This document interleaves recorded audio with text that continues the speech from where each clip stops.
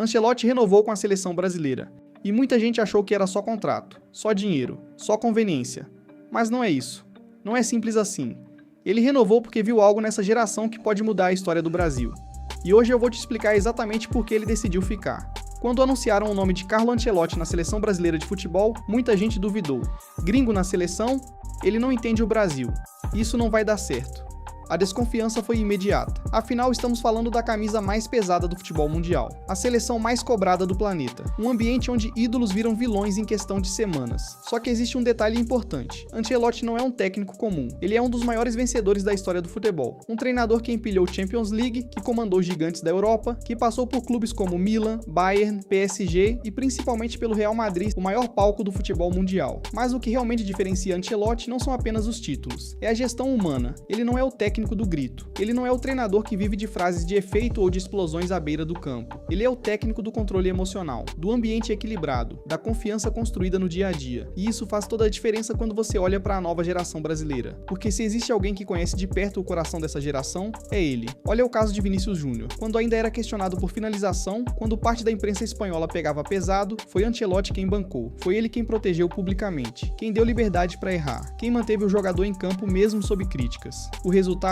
Um dos atletas mais decisivos do mundo, protagonista em Champions, referência técnica, um jogador que explodiu porque teve confiança. Com Rodrigo a história é parecida, frio em jogos grandes, decisivo nos momentos mais importantes, sempre aparecendo quando o time mais precisa. Isso não acontece por acaso, isso é reflexo de um ambiente onde o treinador transmite segurança, onde o jogador sabe que pode assumir responsabilidade sem medo de ser exposto. E quando falamos de Endrick, estamos falando do futuro, um jovem cercado de expectativa, comparações e pressão. Quem melhor para orientar essa transição do que um técnico acostumado a lidar com estrelas e promessas no maior clube do mundo? Ancelotti entende o timing do crescimento, entende quando acelerar, entende quando proteger, percebe o padrão, ele já conhece os protagonistas dessa geração, já treinou suas principais peças, já viu de perto quem cresce em decisão, quem suporta pressão, quem precisa de respaldo público. E é aqui que a renovação começa a fazer ainda mais sentido. Ancelotti não precisava assumir a seleção, e muito menos precisava renovar. Ele já construiu uma carreira lendária, já conquistou os maiores títulos do futebol europeu. Não existe dívida profissional, não existe necessidade de afirmação. Então por que continuar? Porque agora existe projeto. Durante anos a seleção viveu ciclos de curto prazo, pressão imediata, mudanças constantes,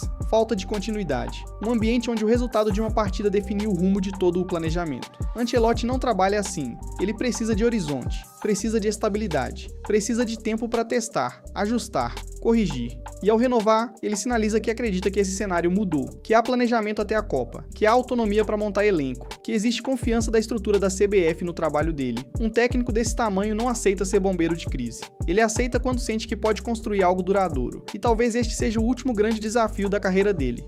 O capítulo final.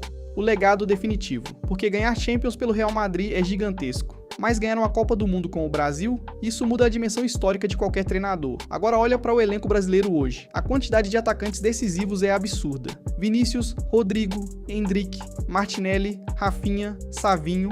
É talento saindo pelo lado. Jogadores rápidos, técnicos, acostumados à elite europeia. Talvez nunca tenha faltado qualidade. Talvez o que tenha faltado fosse organização, equilíbrio emocional, mentalidade coletiva. E se existe um treinador especialista em organizar estrelas, controlar ambiente e dar confiança, é Ancelotti. Ele não é um revolucionário tático radical. Ele não precisa reinventar o futebol. Ele potencializa o que já existe. Ajusta as peças. Dá segurança defensiva. Equilibra o meio-campo. Libera o talento na frente. É pragmático quando precisa ser. Sensível quando o jogador precisa de respaldo. Ao renovar, ele manda uma mensagem clara. Acredita que essa geração pode ser histórica. Acredita que existe matéria-prima suficiente para competir com qualquer seleção do mundo. Acredita que com estabilidade e planejamento, o Brasil pode voltar a ser protagonista real em uma Copa do Mundo. A pergunta que fica é, ele está certo? Será que essa geração consegue transformar talento em título? Será que maturidade e organização finalmente vão acompanhar na habilidade individual? Será que o Brasil está realmente mais perto do Hexa do que parece? Uma coisa é certa, técnicos do tamanho de Ancelotti escolhem onde querem estar. E se ele escolheu continuar no comando do Brasil, é porque enxergou algo concreto. Algo além da pressão,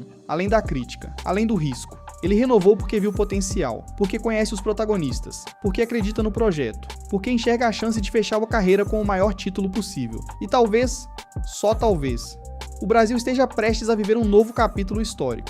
Agora eu quero saber de você. Você acredita que essa geração pode entrar para a história?